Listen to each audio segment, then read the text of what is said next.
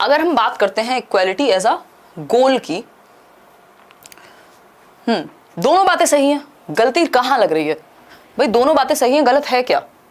अगर हम बात कर रहे हैं इक्वालिटी एज अ गोल की, तो हम कह सकते हैं neutralising text of any gendered reference, यानी किसी भी लिंग संबंधित संदर्भ के ग्रंथों को न्यूट्रलाइज करना, तटस्थ करना, बेअसर करना, मतलब जेंडर न्यूट्रलिटी लाना। आप किसी भी तरफ झुके हुए नहीं है, बैलेंस में है ना। जेंडर न्यूट्रल लैंग्वेज की हम बात करते हैं ना कि कैमरा मैन की जगह कैमरा पर्सन यूज करो, मतलब आपका जो टेक्स्ट हैं, जो भी आप पढ़ा रहे हैं, उसमें भाषा ऐसी नहीं होनी चाहिए जो किसी एक जेंडर के प्रति झुकी हुई हो। अगर आप इक्वालिटी लाना चाहते हैं, बात तो ठीक है, क्या दिक्कत है ना। फिर आती है सेकेंड बात, sensitive portrayal of discrimination that girls और वुमेन फेस। ये बात भी सही है कि हम अपने सिलेबस में, करिकुलम में या दुनिया में चीजों को इस तरह से दिखाएं, संवेदनशील भाव से दिखाएं कि जो संवेदनशीलता हो डिस्क्रिमिनेशन के प्रति, महिलाओं के प्रति जो भेदभाव है उसके प्रति हम संवेदनशील होकर के बात करें, मजाक उड़ा करके नहीं। ठीक, तो 1 और 2 दोनों ही बातें सही हैं, यानी both 1 and 2 is the right answer. ठीक, हम ये नहीं कह सकते सिर्फ 2 ठीक है या सिर्फ 1 ठीक है, दूसरा गलत नहीं है ना। जब गलत नहीं है तो कैसे आप गलत ठहराएंगे? ठीक, तो D option is the right answer, ना कि ए। आगे बढ़ेंगे नेक्स्ट क्वेश्चन पे। नेक्स्ट क्वेश्चन क्या है? क्वेश्चन नंबर 2 देखिए एक बार, बाकी जिनका भी एग्जाम हुआ हो वो नीचे अपने व्यूज दे सकते हैं। जेंडर हैज प्रीमैरिली बीन व्यूड, यानी लिंग को कैसे देखा गया है मुख्य रूप से। आंसर कीजिएगा पोल में। राइट, लाइक शेयर भी करते रहिएगा खुशी खुशी, बहुत टाइम बाद ऐसे शुरू कर रहे हैं लाइव सेशन। अब 9:30 डेली मिलेंगे, बताइएगा फटाफट। अगर आप आज की डेट में ये चाहते हैं कि कोई आपको 100% क्वेश्चंस करा देगा और वो DT+ में आ जाएंगे, ऐसा है ही नहीं, है ना, वो पॉसिबिलिटी ही खत्म हो चुकी है। बताइए फटाफट से। बहुत बढ़िया।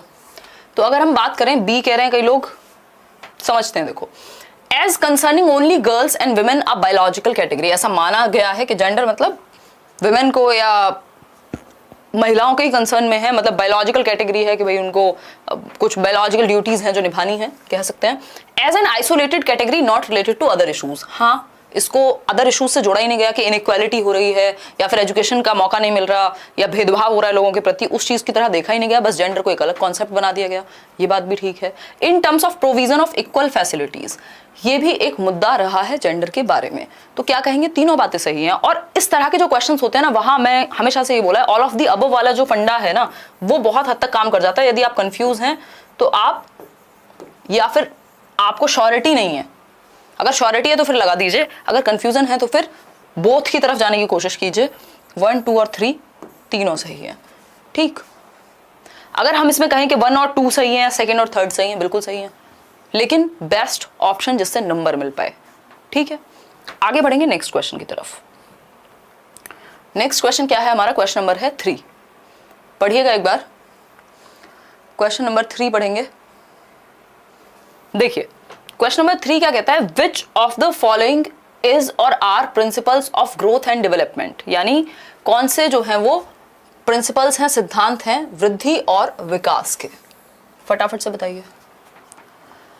पहला ऑप्शन है आपका, development never follows a pattern, यानी डेवलपमेंट का कोई पैटर्न नहीं होता। ये तो हमने जब 7-8 दिन की ऑफलाइन क्लास हुई थी, 3-3 घंटे की क्लासेस आपको मिली थी, वहां पे भी डिस्कस किया है भाई डेवलपमेंट का एक पैटर्न है। या किसी कोई भी मैराथन सेशन अगर आपने पेडागोजी का देखा होगा, डेवलपमेंट हमेशा सीक्वेंस में और पैटर्न में चलेगा। ठीक है, ऐसा नहीं है कि एक पैटर्न नहीं होता, तो ये तो हट गया। Principle of individual differences, yes, व्यक्तिगत विभिन्नता होती है। एक टीचर सेम टॉपिक को एक तरह से पढ़ाएगा, दूसरा टीचर उसी टॉपिक को दूसरे तरह से पढ़ाएगा। क्या हुआ? इंडिविजुअल डिफरेंसेस हैं। ठीक, प्रिंसिपल ऑफ इंटीग्रेशन, कि हमारी बॉडी के जितने भी हिस्से हैं, पार्ट्स हैं, वो एक साथ मिलकर एक सिंगल यूनिट के रूप में काम करते हैं। जब हम साइकिल चला रहे हैं, जब हम फुटबॉल खेल रहे हैं, तो एक यूनिटी में काम हो रहा है।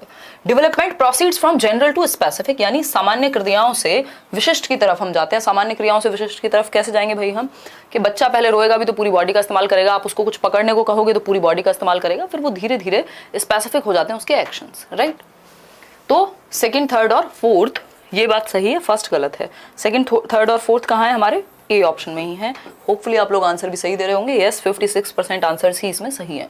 मतलब इस तरह के क्वेश्चंस में आप कंफ्यूज होते हैं, ये अब बोर्ड को भी पता लग चुका है और उसी तरह के क्वेश्चंस आपके सामने आ रहे हैं, तो इनसे घबराना नहीं है, इनको फेस करना है। इस तरह के क्वेश्चंस की जब आप बहुत ज्यादा प्रैक्टिस करेंगे तो क्या होगा, ये डर निकल जाएगा और आपको आइडिया भी लग जाएगा कि किस हद तक सही उत्तर कौन सा हो सकता है। क्वेश्चन नंबर 4 देखिए एक बार, सारा खेल प्रैक्टिस का है अभी यहाँ, क्योंकि एक बेसिक पढ़ाई जो सिलेबस खत्म करना है या डीप में भी पढ़ना है वो आप पेडागोजी स्पेशल से पढ़ चुके होंगे, खुद से पढ़ चुके होंगे, बुक से पढ़ चुके होंगे, लेकिन अभी कॉमन सेंस भी काम आएगा, है ना।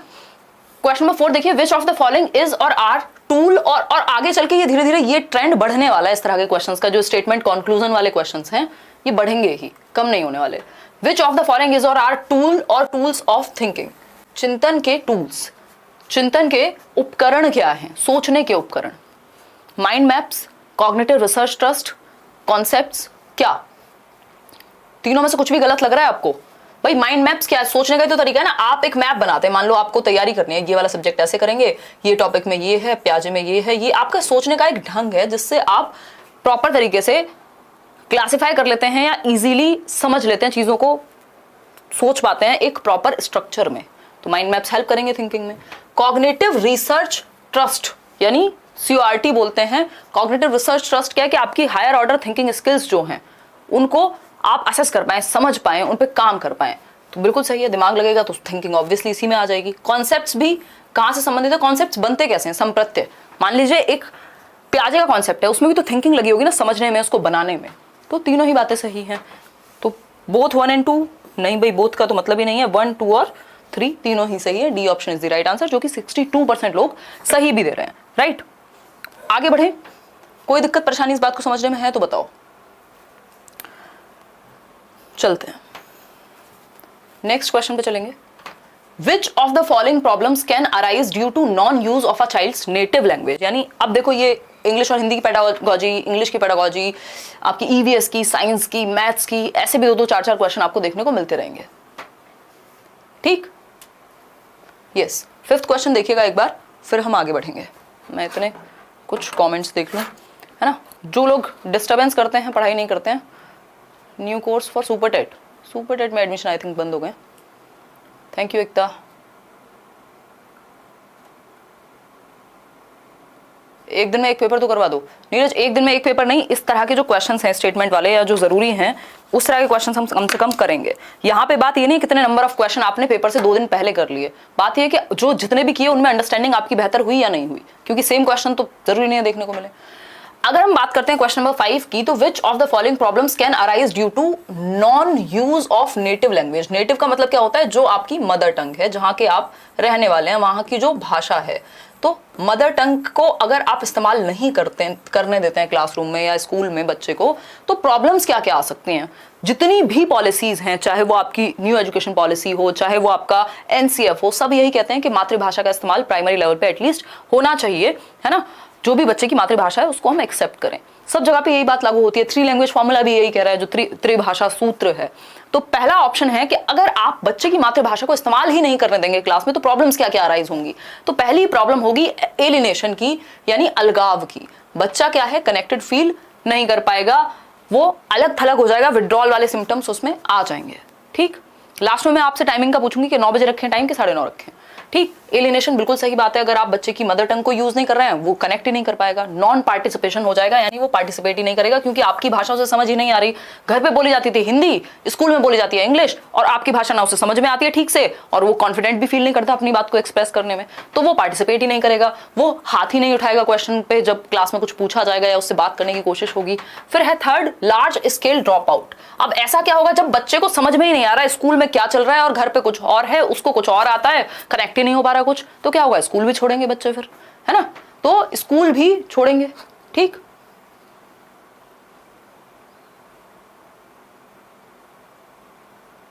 चलिए ठीक है जी, तो फर्स्ट, सेकंड और थर्ड तीनों ही बातें सही हैं, A option is the right answer. Clear है बात, कोई दिक्कत परेशानी इस बात को समझने में, दे भी रहे हैं आप लोग। चलिए आगे बढ़ते हैं नेक्स्ट क्वेश्चन की तरफ। नेक्स्ट क्वेश्चन क्या है हमारा, क्वेश्चन नंबर 6 देखिएगा। ये बेसिक सा क्वेश्चन है, कुछ क्वेश्चन ऐसे भी आ रहे हैं, ऐसा नहीं कि सारे क्वेश्चन मुश्किल ही आ रहे हैं। The operant model was related to which of the following, यानी जो संक्रियात्मक मॉडल कह लीजिए या ऑपरेंट कह लीजिए आप इसको, वो किसके द्वारा दिया गया। हिंदी में थोड़ी बहुत गड़बड़ हो सकती है, वो ट्रांसलेशन इश्यूज होते हैं, देखिए एक बार, बट थोड़ी बहुत ही होगी, अगर होगी तो। 9:30 इज राइट ना, चलिए बहुत बढ़िया। आप तैयारी शुरू कर दीजिए, अगर आप आगे भी एग्जाम की किसी भी तैयारी कर रहे हैं तो ये क्वेश्चंस आपको फॉर श्योर हेल्प करेंगे। बताइए एक बार, फटाफट से बताइए। बी, जीन पियाजे ऑपरेंट मॉडल की बात हो रही है, सिर्फ हिंदी मत पढ़ो, इंग्लिश भी पढ़ लो। D option is the right answer, B F Skinner is the right answer. Operant model, operant conditioning को याद कर लो, ऑपरेंट, यहां संक्रियात्मक पे मत जाओ, ठीक है। हिंदी में हो सकता है ये संक्रियात्मक दिया हो सकता है कोई और नाम दिया हो, हिंदी में कई नाम होते हैं एक टर्म के, ठीक है जी। आगे बढ़ेंगे नेक्स्ट क्वेश्चन पे। नेक्स्ट क्वेश्चन है हमारा question number 7। Which of the following is a role that a teacher has to play. भाई कौन सा रोल है जो एक टीचर को प्ले करना चाहिए क्लासरूम के अंदर। फास्ट देते हैं पोल, भाई थोड़ा मौका दो उनको। इंटरैक्टिव रोल प्ले करना चाहिए, पर्सपेक्टिव रोल प्ले करना चाहिए, या फिर अगर हम बात करें दोनों को, बताइए एक बार। Neither one nor two, both one and two, only two या ओनली वन। अब देखो इस तरह के क्वेश्चन में रिस्क बन जाता है, कई बार आपके साथ ऐसा हो सकता है, कुछ क्वेश्चंस में प्रोबेबिलिटी होगी कि आप अपनी समझ से बेस्ट आंसर लगा रहे हैं बट वो गलत हो जाए एज पर बोर्ड, ठीक है। अगर हम कहें तो कोई दिक्कत नहीं थी, पर्सपेक्टिव का रोल भी प्ले कर सकता है टीचर, यानी अलग अलग पर्सपेक्टिव दिखा सकता है बच्चे को, बट जनरली हमारा फोकस किस पे रहता है, करना क्या चाहिए। ये पूछा हैज टू प्ले, करना क्या चाहिए, तो करना चाहिए इंटरैक्टिव रोल। अगर इंटरैक्शन है यानी बातचीत है तो अपने आप ही पर्सपेक्टिव्स भी शेयर हो जाएंगे, तो इन्होंने कंसिडर कर लिया only one is the right answer, ठीक है। अब ये ऑफिशियल आंसर है। अब हैज टू अगर थोड़ा सा भी लैंग्वेज में चेंज है तो उत्तर चेंज हो जाएगा, इसमें बोथ आंसर नहीं था, तो ऐसी प्रोबेबिलिटी बनेगी कई बार जब आप अपनी तरफ से सोच समझ के सही उत्तर दे रहे होंगे बट गलती होगी, तो उतनी प्रोबेबिलिटी छोड़ देनी है 2 4 5 क्वेश्चन की कि गलत हो सकते हैं, क्योंकि इस तरह के क्वेश्चंस में आप 100% प्रोबेबिलिटी नहीं लगा सकते, ठीक। पीडीएफ मिल जाएगी टेलीग्राम चैनल पे, लेट्स लर्न स्क्वायर। आगे बढ़ेंगे, only one is the right answer over here, क्योंकि इंटरैक्टिव अगर है तो पर्सपेक्टिव अपने आप हो जाएगा। फिर है question number 8, what are the various tasks that listeners complete while listening, यानी वो कौन से विभिन्न कार्य होते हैं जिन्हें श्रोता सुनते समय पूरा करते हैं। मतलब कौन से टास्क लिसनर्स कंप्लीट करते हैं, मतलब जब वो सुन रहे होते हैं तो कौन से टास्क करते हैं। कोई भी अगर मान लीजिए आप ही अभी सुन रहे हैं तो कौन से टास्क आप फुलफिल कर रहे हैं, ये पूछा है हमसे, बताइए फटाफट से। तैयारी में जुट जाइए, अब सीटेट हो चुका है, रिजल्ट आ चुका है, मौके मिलेंगे, कम मिलें ज़्यादा मिलें बट मिलेंगे, तो बेटर है कि आप तैयारी में जुट जाएं, ठीक है जी। चलिए आइए फटाफट से। ए कह रहे हैं 42% लोग, both one and two, listen and mug up, कम से कम पढ़ तो लें हम। अगर दूसरा बिल्कुल ही नेगेटिव ऑप्शन है तो मैंने ऑल ऑफ द अबव कब कहा है, जब आपको नेगेटिव नहीं मिल रहा हो या थोड़ी कंफ्यूजन हो, है ना।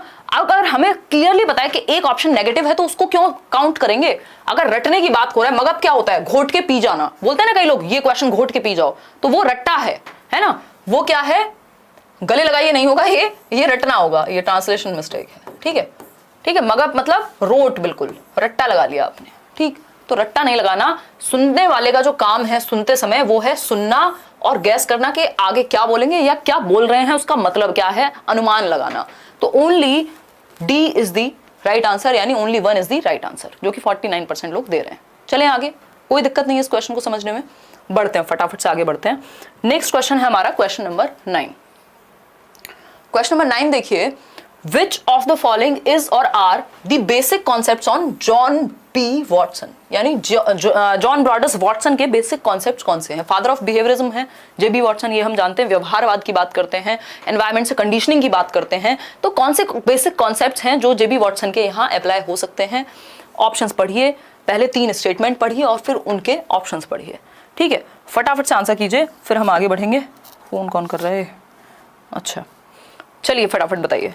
अब डेली क्लास रखेंगे, मतलब मैं कितने भी काम कर लूँ दुनिया के, अगर लेट्स लर्न पे लाइव नहीं कर पाती ना, मतलब मुझे बड़ा इनकम्प्लीट सा फील रहता है, जितने भी दिन हो जाए। मतलब अगर मुझे लगता है कि कोई एक चीज़ है जो नहीं कर रही हूँ मैं, मतलब ये ऐसी सी एक चीज़ है जो बहुत which is very close to my heart. देखिए अच्छा लग रहा है आप लोगों से कनेक्ट करके। 9th का सी कह रहे हैं 41%, यानी एनवायरमेंटलिज्म, यानी पर्यावरणवाद का मतलब क्या हुआ, कंडीशनिंग। कंडीशनिंग कहाँ से होगी, पर्यावरण से ही होगी। आदत कहाँ से डलेगी, पर्यावरण में एक्टिविटी करवा के कंडीशनिंग होगी, ठीक। स्टडी ऑफ इमोशंस, हाँ 3 प्रकार के इमोशन दिए हैं इन्होंने, फियर, एंगर और लव, इन्होंने काम किया है। प्रैक्टिकल एप्लीकेशंस, जो दुनिया में इन्होंने कहा है कि आप मुझे 1 दर्जन बच्चे दो, मैं उनको कुछ भी बना सकता हूँ, चोर डॉक्टर सिपाही जो आप चाहें, है ना। तो प्रैक्टिकल एप्लीकेशन इन्होंने की है, डर बच्चे में बिठाया है, उसको हटाने की बात हुई है।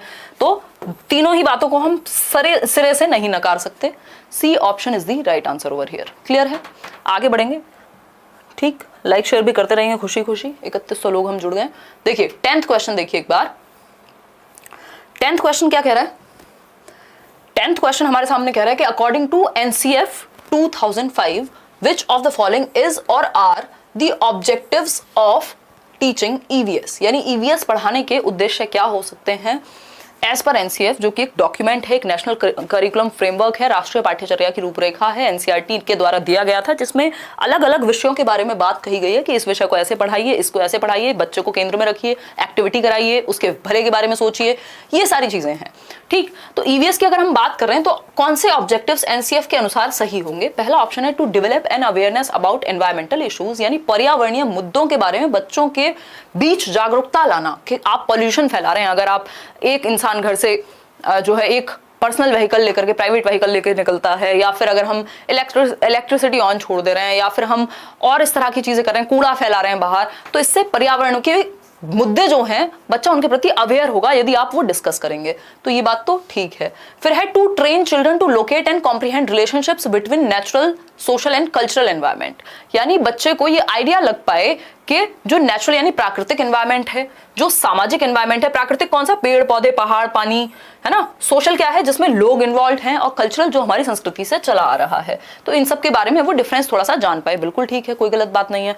फिर आता है, क्योंकि ये भी तो एनवायरनमेंट का हिस्सा हुए ना, फिर आता है C to nurture the curiosity and creativity of the child particularly in relation to the natural environment, यानी हम बच्चे के अंदर की जो जिज्ञासा है और जो रचनात्मकता है उसको क्या कर पाए, नेचुरल एनवायरनमेंट में बाहर लेकर के आ पाए। तो बच्चे के भले के बारे में तीनों स्टेटमेंट, कुछ भी ऐसा नहीं है जो नेगेटिव है, तो जब नेगेटिव नहीं है कोई तो मतलब तीनों सही हैं, फर्स्ट सेकंड और थर्ड, यानी A option is the right answer. बिल्कुल क्लियर है बात, कोई दिक्कत परेशानी इस बात को समझ रहे हो हमें नहीं होनी चाहिए, राइट। आगे बढ़ेंगे नेक्स्ट क्वेश्चन पे। क्वेश्चन नंबर 11 देखिए एक बार, which of the following criteria are met by the Kohlberg stages of moral development, यानी कोहलबर्ग की जो मॉरल डेवलपमेंट की स्टेजेस हैं कौन सा क्राइटेरिया मैट होता है उनके अनुसार, यानी कोहलबर्ग की थियोरी के अनुसार कौन सी एक बात सही है, सिंपल शब्दों में यही कहा गया है। ठीक है, अगर हम बात करते हैं तो कह सकते हैं स्ट्रक्चर्ड होल्स, यानी एक स्ट्रक्चर बनाया गया है एज अ होल। अब डायरेक्टली तो बात ऐसी नहीं होती है कोहलबर्ग की थियोरी में, अगर इस वर्ड को हम देखें तो ये कहीं गेस्टाल्ट में जाके फिट होगा, बट हम कह सकते हैं कि ऑप्शन में है और हमें उत्तर उसके अनुसार लगाना है। ठीक, क्वालिटेटिव डिफरेंसेस, यानी गुणात्मकता में अंतर होता है सोच में, बिल्कुल सही बात है। फिर आएगा इनवेरिएंट सीक्वेंस, यानी सीक्वेंस को आप नहीं बदल सकते, जो 6 स्टेजेस हैं वो अपने सीक्वेंस में रहेंगी, बिल्कुल बात सही है, ये दोनों 100% सही है। दोनों का ऑप्शन कहाँ है हमारे पास, सेकंड और थर्ड का ऑप्शन यहाँ है, लेकिन हमारे पास फर्स्ट सेकंड और थर्ड का भी ऑप्शन है, जो कि हमें जिसमें फर्स्ट है गलत नजर आ रहा है, हमें कोई अच्छा ऑप्शन नजर नहीं आ रहा गलत, है ना। अब पता नहीं इन्होंने क्या सोच करके इसको ऑफिशियल आंसर बनाया था कि इन्होंने कहा कि फर्स्ट सेकंड और थर्ड तीनों को काउंट करेंगे हम, तो है ना, जो कि आंसर इसका होना चाहिए था सिर्फ सेकंड और थर्ड, बट बोर्ड ने माना कि भाई फर्स्ट सेकंड और थर्ड तीनों ही सही हैं, तीनों सही हैं तो तीनों मानने पड़ेंगे। ठीक, स्ट्रक्चर्ड होल्स को अब इन्होंने किस सेंस में देखा है कि आप स्ट्रक्चर्ड वे में एनालिसिस किया, कोहलबर्ग ने क्या कहना चाह रहे हैं कुछ नहीं पता किसी को भी, क्योंकि अगर इस सेंस में देखें तो ये गेस्टाल्ट की तरफ जाता है, तो मेरे अनुसार इसका आंसर सेकंड थर्ड होना चाहिए था, लेकिन आंसर इन्होंने फर्स्ट सेकंड और थर्ड दिया है, तो कुछ क्वेश्चन में रिस्क रहेगा, इस बात में कोई भी दो राय नहीं है। आगे बढ़ेंगे नेक्स्ट क्वेश्चन की तरफ। नेक्स्ट क्वेश्चन क्या है हमारा, क्वेश्चन नंबर है 12, which of the following processes are involve in problem solving, यानी समस्या समाधान में कौन सी प्रोसेसेस या प्रक्रियाएं शामिल होती हैं, समस्या समाधान में कौन सी प्रक्रियाएं शामिल होती हैं ये पूछा है। कंपेयर करना, इन्फरिंग, कंपेयर करना मतलब तुलना करना दो चीज़ों के बीच में कि ये सॉल्यूशन बेटर है या ये बेटर है, इसको ऐसे सॉल्व करूं या ऐसे सॉल्व करूं। फिर नेक्स्ट चीज़ है आपकी इन्फरिंग, यानी अनुमान लगाना। फिर है classification of objects and data, यानी आप ऑब्जेक्ट्स और डेटा को क्लासीफाई कर पाएं, आप विभाजित कर पाएं कि जो भी आपके पास डेटा है उसको अलग अलग कैटेगरी में बांट पाएं। यूजिंग ट्रायल एंड एरर, अगर एक तरीका काम नहीं किया दूसरा, दूसरा काम नहीं किया तीसरा, गलतियों से सीखा, ट्रायल एंड एरर। तो प्रॉब्लम सॉल्विंग में ये सभी चीज़ें इन्वॉल्व होती हैं, यानी समस्या समाधान में हम चारों ही तरीकों का इस्तेमाल प्यार से कर सकते हैं।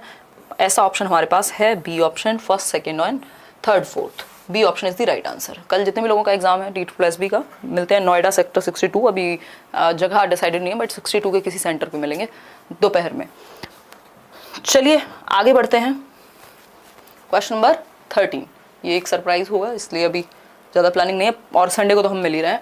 इन डिफरेंट लैंग्वेजेस, यानी अलग अलग भाषाओं में the number of consonants very from 8 to 10 to what, यानी कॉन्सोनेंट्स की बात हो रही है, व्यंजन की बात हो रही है, तो कितने नंबर ऑफ व्यंजन होते हैं, व्यंजनों की संख्या कितनी होती है विभिन्न भाषाओं में, 8-10 से लेकर के कितने तक व्यंजन की संख्या मिलेगी अलग अलग भाषाओं में। यानी मान लीजिए इंग्लिश की हम बात करें तो हमें पता है 5 वॉवेल हैं, ठीक, बाकी के 21 हमारे कॉन्सोनेंट हैं।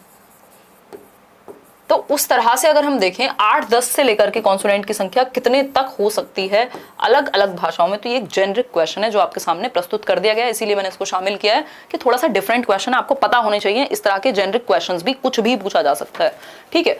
अगर हम देखते हैं इस सेंस में तो आंसर होगा इसका ए ऑप्शन, जो कि 55% लोग दे भी रहे हैं, 40 से 50, 8-10 से लेकर के 40 से 50 तक कॉन्सोनेंट आपके व्यंजन पाए जा सकते हैं। इंग्लिश की बात नहीं हो रही है, ओवरऑल डिफरेंट लैंग्वेजेस की बात हो रही है। आगे बढ़ेंगे नेक्स्ट क्वेश्चन पे। नेक्स्ट क्वेश्चन क्या है देखिए एक बार, question number 14। Question number 14, which of the following is or are the problems in teaching and learning of mathematics. भी मैथ्स की पेडागोजी का क्वेश्चन हो गया। भाई गणित पढ़ाते समय टीचिंग लर्निंग में क्या समस्या सामने आ सकती है। पहला है क्रूड असेसमेंट। क्रूड असेसमेंट क्या होता है उस पर चर्चा बाद में करेंगे, पहले आप उत्तर दीजिए। फिर है लैक ऑफ इंटरेस्ट, यानी पढ़ाने में ही इंटरेस्ट नहीं है, पढ़ने में इंटरेस्ट नहीं है। ब्याज की कमी नहीं है, ये हमारे ट्रांसलेशन का कमाल है, हमारे टाइपिस्ट जी खतरनाक ट्रांसलेशन कर दिए हैं, ठीक है। लैक ऑफ इंटरेस्ट मतलब रुचि की कमी, इंटरेस्ट ही नहीं आ रहा, मजा नहीं आ रहा पढ़ने में या पढ़ाने में। इनएडिक्वेट टीचर प्रेपरेशन, यानी टीचर ठीक से प्रिपेयर ही नहीं है ना। आजकल तो टीचर प्रिपेयर होके जाए तो कई लोग कह रहे हैं अरे रट्टे लगा के आए हैं, है ना। क्या रट्टे नहीं लगाने चाहिए, बट लेसन प्लान बनाना चाहिए, ठीक। तो टीचर की प्रेपरेशन या लेसन प्लानिंग इंपॉर्टेंट है। अगर लेसन प्लान नहीं बनेगा, आज मुझे कौन से अच्छे क्वेश्चंस कराने हैं, ये प्लान ही नहीं होगा तो आपका समय बर्बाद ज्यादा होगा, ठीक है। तो लेसन प्लान हो गया ये, ठीक, क्लियर है बात। तो अगर हम बात करते हैं लेसन प्लान की, अगर इनएडिक्वेट है, ठीक से है ही नहीं, तो ये तीनों ही बातें बिल्कुल सही है। ये प्रॉब्लम बनेंगी मैथमेटिक्स को पढ़ने और पढ़ाने में, ठीक, सीखने और सिखाने में। तो C option is the right answer. उत्तर हो गया सी ऑप्शन। कितने लोग सही आंसर दे रहे थे? 56%। चलिए बहुत बढ़िया, ठीक है जी, क्लियर है बात, कोई दिक्कत परेशानी नहीं होनी चाहिए। है तो मुझे बताओ, कमेंट्स में बता देना। आज कमेंट्स पढ़ूंगी मैं, बहुत दिन के बाद हमने चैनल पे पढ़ाई शुरू की है इस सेंस में, ठीक है। बाकी तो बहुत कुछ ऑलरेडी है अगर आप देखते हैं तो। क्वेश्चन नंबर 15 देखिए, which of the following is or are the examples of inductive references. Inductive समझते हैं हम, आगमनात्मक संदर्भ में कौन से उदाहरण सही हैं साइंस पढ़ाने के लिए। अब देख रहे हो सभी सब्जेक्ट्स की पेडागोजी हमने इसमें ऑलमोस्ट कवर कर ली है। यानी विज्ञान अगर आप पढ़ा रहे हैं तो किस तरह के उदाहरण ठीक हैं, और बताइए। there are lots of channels running revision marathons right now, but the questions you are practicing are so bang on. There are the actual type of questions coming in the PRT exam, right? ठीक, या जो भी आपका नाम है, कोशिश तो ये रहती है कि काम की चीज़ें करें, अदरवाइज भीड़ की कमी बिल्कुल भी नहीं है, क्वालिटी की थोड़ी सी हो सकती है ना। चलिए खैर, और मैंने इतनी सारी मैराथन ऑलरेडी लेनी थी, बट कुछ रीजंस की वजह से। हाँ, बहुत बढ़िया। कोई कह रहा है मेरे दोनों पेपर हो गए तब प्रैक्टिस करा रहे हो, I was waiting for this.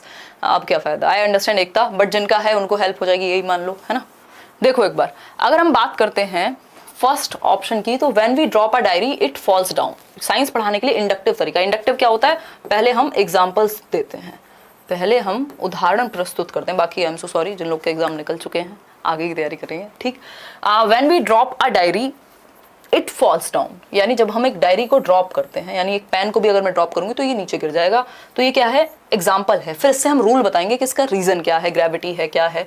Water flows down the slope, जो वाटर है वो भी नीचे की तरफ बहता है, अगर स्लोप है तो उस पर नीचे की तरफ बहेगा, ऊपर की तरफ नहीं जाएगा, तो ग्रेविटी है। बाद में बताएंगे, पहले एग्जाम्पल प्रस्तुत कर रहे हैं, बाद में डेफिनेशन देंगे हम, ठीक है। अ flower from a plant is attracted by the earth, जो फ्लावर है वो अट्रैक्शन किससे है, अर्थ से है। तो इन तीनों स्टेटमेंट से दिखा करके, इन एग्जाम्पल से जो कि स्पेसिफिक है, हम एक जनरल डेफिनेशन प्रस्तुत करेंगे। तो एग्जाम्पल 2, रूल जाया जाता है इंडक्टिव मेथड में, तो ये बात सही है, तीनों ही इंडक्टिव का उदाहरण बन सकते हैं। First, second and third is the right answer. A option सही है, बिल्कुल कोई दिक्कत परेशानी इस बात को समझने में नहीं हो रही है। आगे बढ़ेंगे क्वेश्चन नंबर 16 पे। क्वेश्चन नंबर 16 देखिए, which of the following statement regarding learning by doing और पार्टिसिपेशन इज करेक्ट, यानी कि करके सीखने के अनुसार कौन सी एक बात सही है। पहला है, it promote self learning and self assessment, यानी ये खुद से सीखने और खुद के ही आकलन करने में मदद करता है। क्या? लर्निंग बाय डूइंग, करके सीखना जो है, यानी जहां बच्चा एक्टिव पार्टिसिपेशन में होगा, सक्रिय होगा, वहां वो खुद से ही सीखेगा और खुद का असेसमेंट भी कर पाएगा, ये प्रमोट होगी ये चीज, बात तो सही है। सेकेंड है it gives real experience of solving real life problems. जब आप कुछ करके सीखते हैं एक्चुअल में, प्रैक्टिकली, तो क्या होगा? रियल लाइफ एक्सपीरियंस आपको मिलेगा। बिल्कुल बात ठीक है, कोई दिक्कत नहीं है इस बात को समझने में। फिर है it is a way of combining thinking and reasoning with the practical act of manipulating objects for solving a problem. यानी ये एक वे है, कंबाइन करते हैं जिसमें हम थिंकिंग और रीजनिंग को, यानी चिंतन और तर्क दोनों का इस्तेमाल करके प्रैक्टिकल एक्ट निकालते हैं जिसमें हम एक्चुअल प्रॉब्लम को सॉल्व करेंगे। तो तीनों में से कोई भी बात मुझे तो बुरी नहीं लग रही है, आपको भी नहीं लग रही है शायद, तो डी ऑप्शन आप लोग कह रहे हैं। फर्स्ट, सेकंड और third is the right answer, D option सही हो गया यहाँ पे। आगे बढ़ेंगे नेक्स्ट क्वेश्चन की तरफ। नेक्स्ट क्वेश्चन क्या है हमारा? क्वेश्चन नंबर है 17। 3 क्वेश्चन और रहते हैं, फिर हम सीटेट के बैच की डिटेल्स भी डिस्कस करेंगे और आपके डाउट्स भी।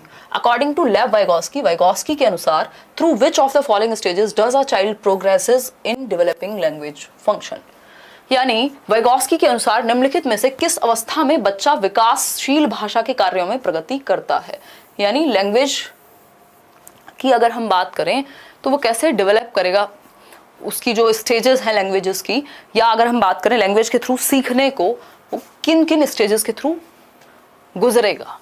पहला है ईगोसेंट्रिक स्पीच, दूसरा ऑप्शन है सोशल स्पीच, तीसरा ऑप्शन है इनर स्पीच। इस तरह का क्वेश्चन इस बार भी आ रहा है, जिन लोगों से मेरी बात हुई है ना, जो मेल आए हैं। बात है सोशल स्पीच, इनर स्पीच, दोनों की बात किसने की हुई है? वाइगोस्की ने की हुई है। हालांकि साइलेंट इनर स्पीच की वो बात करते हैं अगर एग्जैक्टली बात की जाए। ईगोसेंट्रिक स्पीच को वाइगोस्की ने प्राइवेट स्पीच कहा है, ठीक है। इनिशियली ये जो डॉक्यूमेंट्स में भी अगर आप जाएंगे समझेंगे इस चीज को, ईगोसेंट्रिक जो वर्ड है इसको यूज प्याजे करते हैं, ठीक है।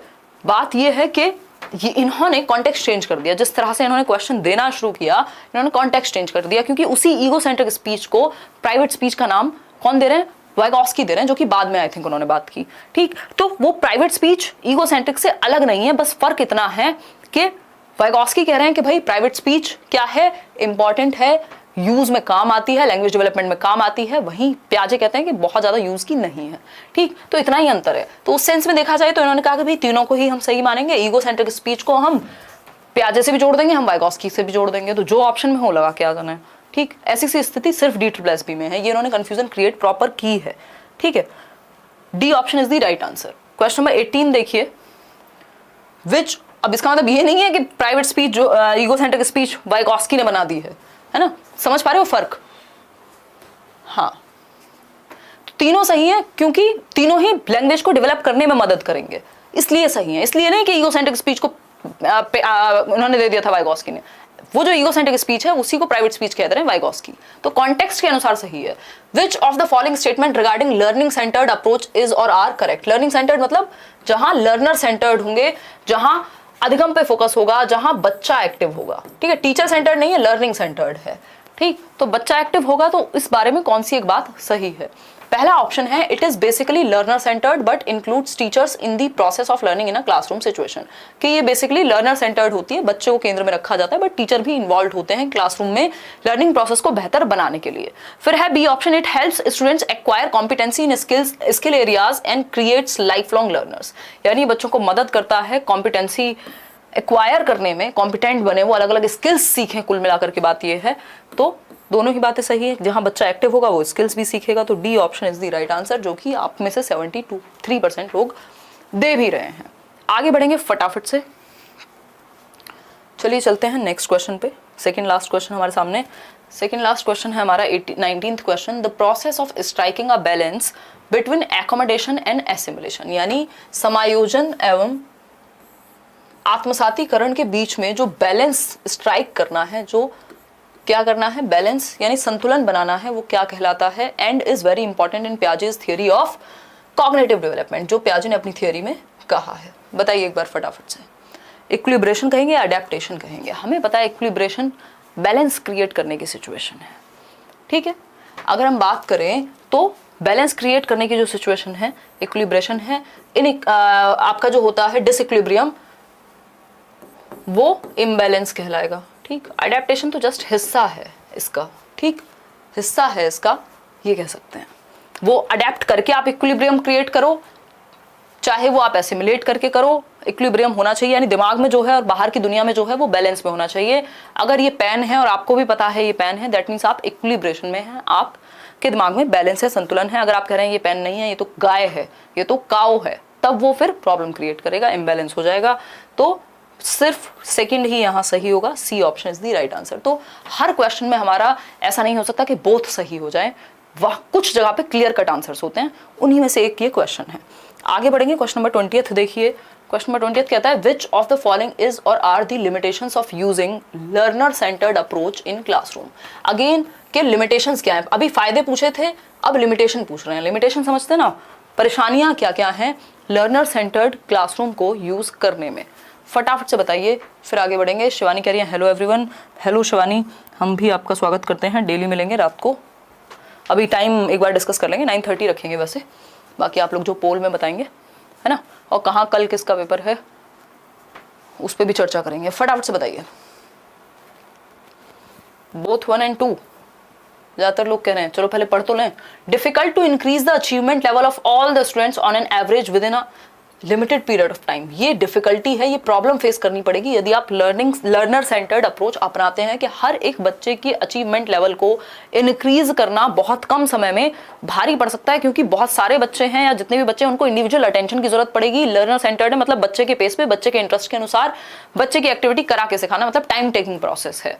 फिर है it requires teachers who are very sensitive to the needs of the students. ऐसे टीचर और ऐसा सिस्टम चाहिए जो बहुत ही एफिशिएंट हो, जहां पे ना रिसोर्सेज की कमी हो ना टाइम की कमी हो, पूरा प्रॉपर प्लान्ड करिकुलम चाहिए। यानी दोनों ही बातें सही हैं, both 1 and 2 is the right answer. D option सही है, बाकी सारे गलत हो गए यहाँ पे, मतलब बाकी सारे गलत की जरूरत ही नहीं पड़ी क्योंकि दोनों सही हैं, तो बाकी अपने आप ही हट जाएंगे। ठीक है, होपफुली आपको ये सेशन पसंद आया होगा।